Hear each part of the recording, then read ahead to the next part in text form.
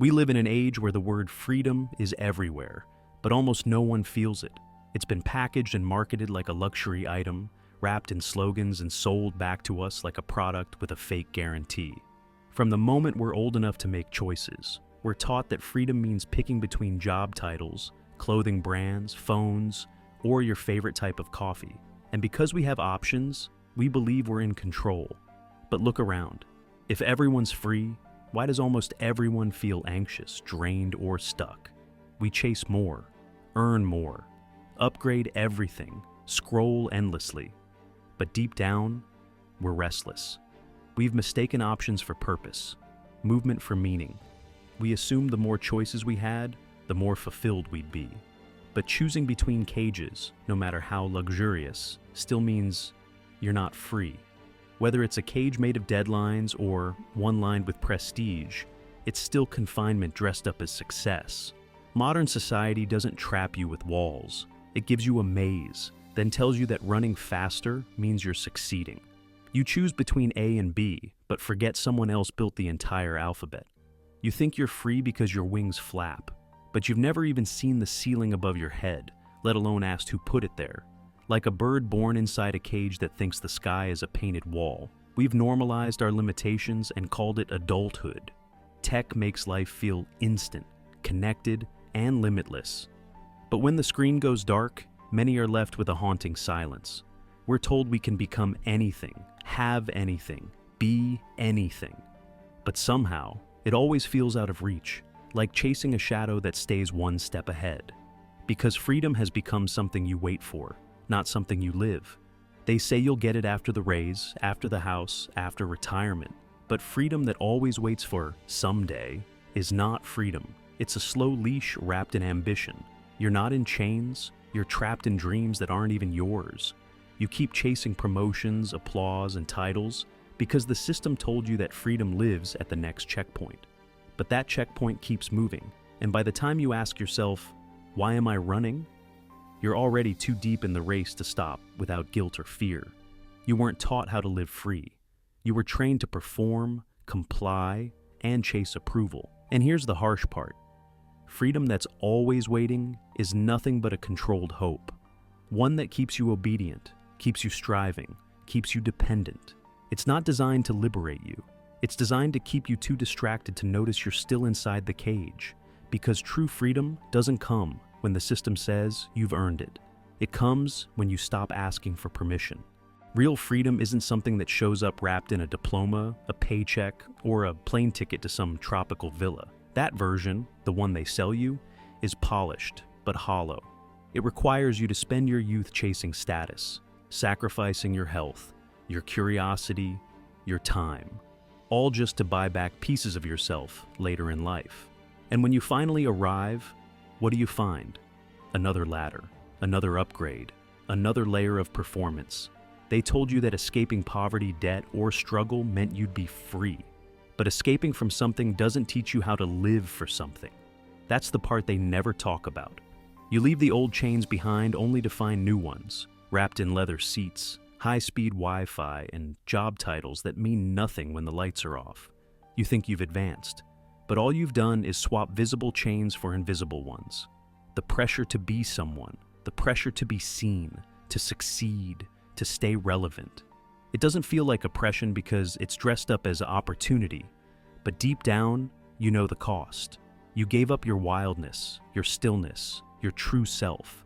They didn't need to silence you. They just gave you a lifestyle loud enough to drown out your inner voice. You start to realize the treadmill never stops. It just rebrands. Every milestone turns into another goal. And when you finally make it, when you've done everything they said, you still feel hollow. You still feel lost. You still feel like a stranger in your own life. That quiet ache you feel, that's your soul whispering that maybe it wasn't supposed to be this way. And here's what most people never say out loud. The system didn't fail because you weren't good enough. The system failed because it was never built to set you free. It was built to keep you running just fast enough to avoid asking why you're running at all. And when you finally break free from the voices of teachers, parents, religion, or society, you think you'll feel light, liberated. But often, you just feel lost. because no one taught you what to do with your mind once it's no longer filled with other people's instructions. Freedom at first feels like silence. It feels like uncertainty. And for most, that's terrifying. So, we run right back into the arms of another authority, another job, another label, another belief system, just so we don't have to face ourselves. An Erich Fromm called this freedom from. You've broken out of the old cage, but you don't know where to go next. You've subtracted the rules, but you haven't built any meaning in their place. So, what do? You look for a new system, a new identity, a new master. Not because you're weak, but because nobody taught you how to build meaning from within. Only how to follow what's already been packaged and approved. So now, you follow trends, movements, algorithms. You let strangers online decide what matters.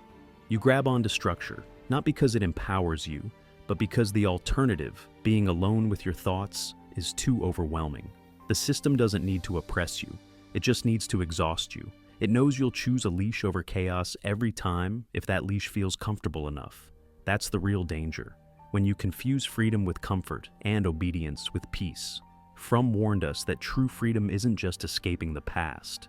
It's building something new from the inside out. What he called freedom to. Freedom to create, to direct your life, to stand in your own authority. And this kind of freedom doesn't come wrapped in rebellion or success. It comes from self-awareness, responsibility, and the ability to love without needing control. Self-awareness means you stop letting the world define you. You're not your resume, your likes, your productivity, or your popularity. You are a conscious being capable of choosing, of questioning, of living with depth. Responsibility in its truest form means no one is coming to save you. Not a boss, not a trend, not even a guru. It's on you now. You are the architect of your life, and there's no applause for that. Just truth. And love, real love, isn't possession. It's connection without control. If your freedom depends on controlling others or constantly being needed, you're still a prisoner. Only now, you're trapped by your own insecurity. Real freedom is quiet. It's not flashy. It's not loud. It looks like peace while the world screams for attention. It feels like purpose in a culture addicted to popularity. It's not found in rebellion or achievement. It's found in authenticity, in solitude, in the courage to walk a path no one else claps for. You don't need to destroy the system to be free. You don't need to disappear. You just need to stop performing for people who don't even see you. You don't need more applause, more hustle, or more followers. You need fewer lies, fewer masks, fewer roles that never belonged to you in the first place. Each time you choose stillness over reaction, truth over trend, intention over urgency, you get closer. Because freedom isn't found by running faster. It's found by needing less. Stop thinking you need 20 more years to deserve peace. Stop chasing success as if it's the same thing as self-worth. You don't need to be perfect, rich, or finally ready to be free. You just need to stop waiting. The world taught you that freedom is a prize, but it's not. It's a decision. It's a return. A return to the version of you that never needed permission. A return to truth. A return to self. So, if you feel stuck, numb, or out of place, good. That's your soul waking up. That's your freedom knocking. Open the door. Because real freedom doesn't come after approval. It begins the moment you stop needing it. And that moment can be now.